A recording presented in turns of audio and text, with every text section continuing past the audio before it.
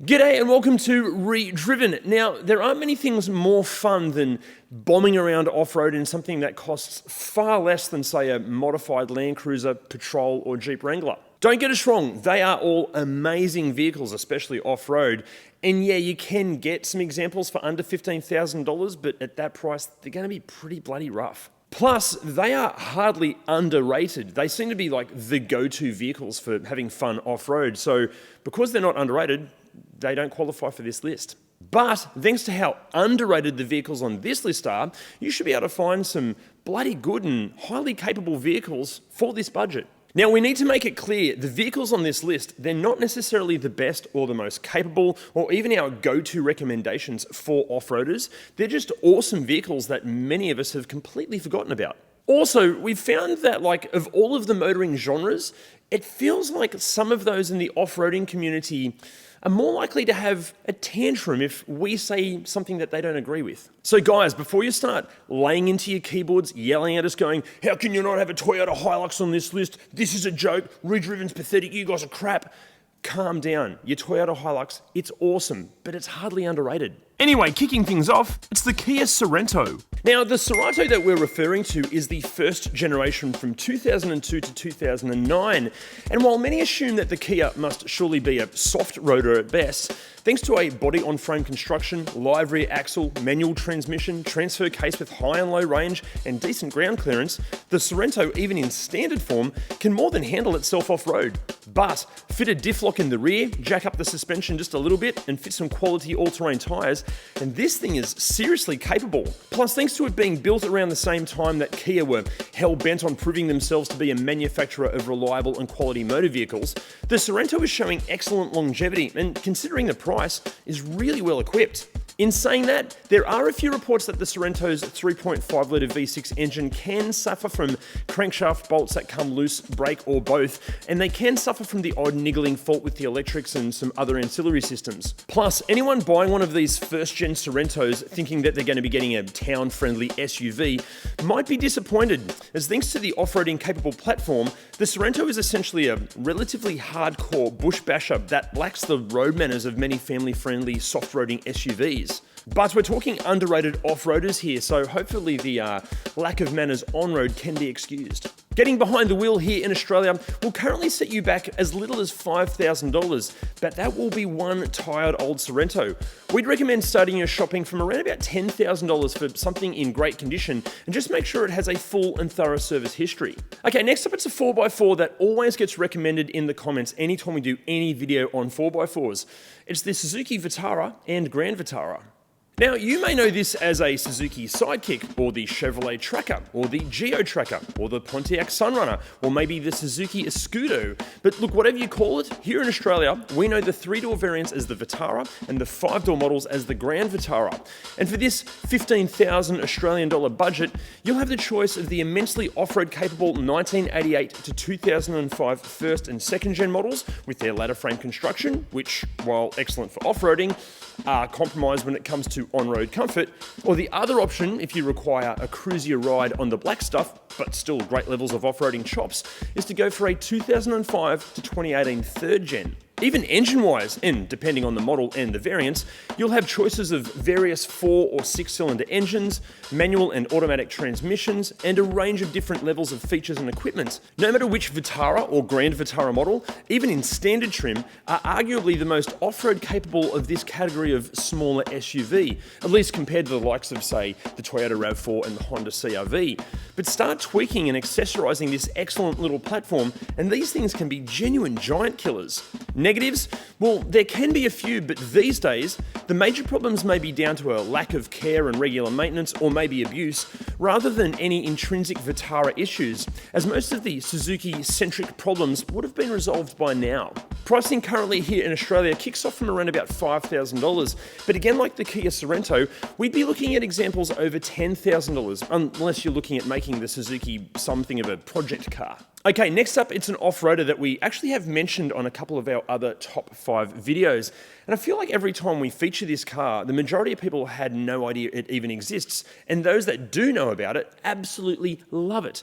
It's the Hyundai Terracan. Built on a chassis derived from the iconic second generation Mitsubishi Pajero, bargain heavyweight off-roading and towing capable cars don't come much better than the 2003 to 2007 Hyundai Terracan. Which makes you wonder why so many people seem to forget that it exists in the first place. Maybe it's the interesting looks, or more likely the fact that Hyundai were still struggling with its image and shaking the reputation of building cheap and nasty cars when the Terracan first landed on Aussie shores back in 2002. But it's really important to know, this is no pretend off-roader. These things were built to at least attempt to be as tough and as capable as their Patrol and Land Cruiser rivals. They're just a whole lot cheaper to buy. Speaking of buying, hey mate, how much do they cost? Mate, that's a really good question. Pricing here in Australia currently kicks off from as little as $4,000. But don't buy a $4,000 Terracan unless you're keen to spend all of your spare time and money getting it back to its best. Our tip is to simply find the best condition, lowest kilometre example with the most thorough service history, and try to stick with the post-2005 models, as these later examples featured an improved locally developed suspension setup. Okay, yes, these aren't the most refined 4x4 out there, and they do drive like a bit of a truck, but when it comes to off-roading and towing ability, the levels of standard equipment fitted, and just general bang for your buck, the Terracan deserves far more attention. Okay, our next option comes from a manufacturer that has a rich and extensive history when it comes to producing capable off-roaders. It's the Nissan Pathfinder and kind of the Xterra.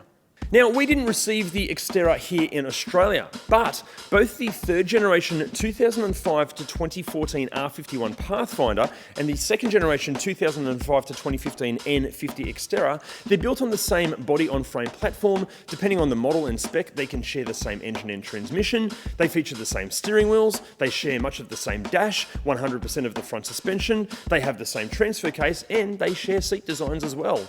Even in terms of sheer ability, they are incredibly closely related and both respond really well to some intelligent improvements.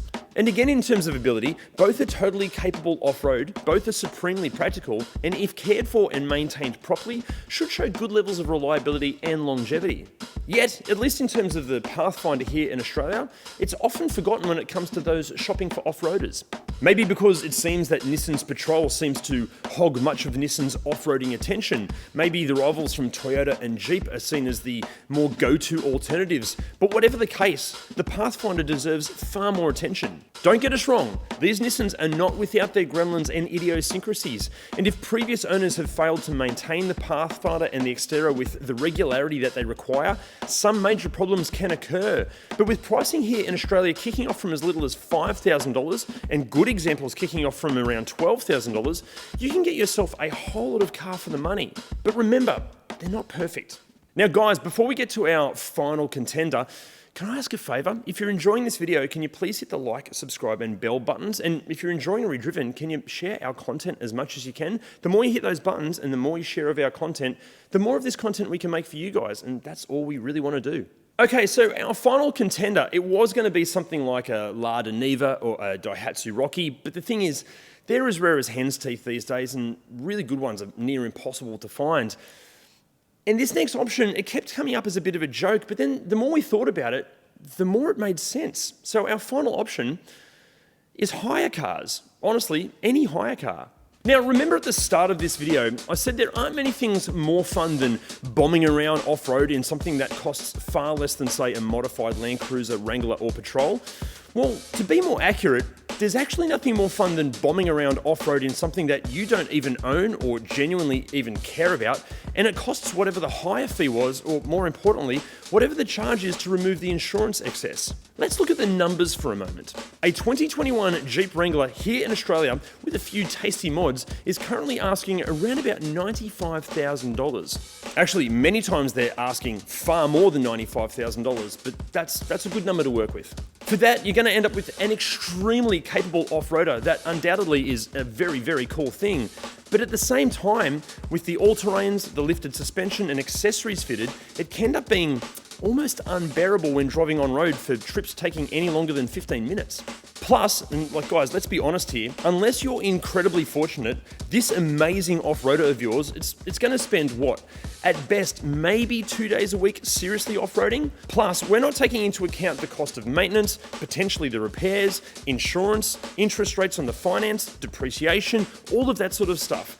So instead, why not buy, say, a used car of some sort for, say, $15,000 for all of the day-to-day duties and the boring stuff, and the other $80,000 on hire cars? Now look, I know that seems extreme, but look at it this way. You can hire something like a Suzuki Swift or a Toyota Yaris or a Kia Picanto for around about $150 per day. This means that for $80,000 left over, you can go bush bashing in a completely inappropriate car for 533 days. Now, working on doing this 2 days a week, that's over 10 years of having hilarious fun off-road and not having to worry about repairs, damage, maintenance, tyres, repayments, insurance, or anything. Now, look, yes, there is something really impressive and enjoyable about driving a hugely capable off-roader off-road, but, and I may potentially know this from experience, attempting to take, say, a Hyundai i30 deep into the wilderness, pushing it into scenarios that it very clearly should not be attempting, is genuinely some of the most hilarious and just downright enjoyable driving fun you'll ever have. Look, we know none of you are about to go and drop $80,000 on rental cars, but before you go forking out thousands of dollars on your dream off-roader, maybe just try the hire car thing just once. Because, look, yes, it's naughty, but naughty generally equates to a lot of fun. And the whole reason that we love off-roading is because it's fun. So why not embrace the most fun version of it? In saying all of that, obviously here at Redriven, we do not condone the abuse or mistreatment of anyone else's property. But guys, what did you think of the list? Let us know in the comments section below. And also, remember, can you please hit those like, subscribe, and bell buttons and share Redriven as much as you can? That'd be bloody awesome. See you next time. Thanks to how underrated the vehicles on this list are, you should be bloody capable and really good. What am I trying to say, Cal? Also, we found that of all of the motoring genres, I just bit my lip. The majority of people seem to never have heard of it. What am I trying to say? The reputation of building cheap and nasty cars when the Terracan landed on I'm running out of breath. On take 46, I got it.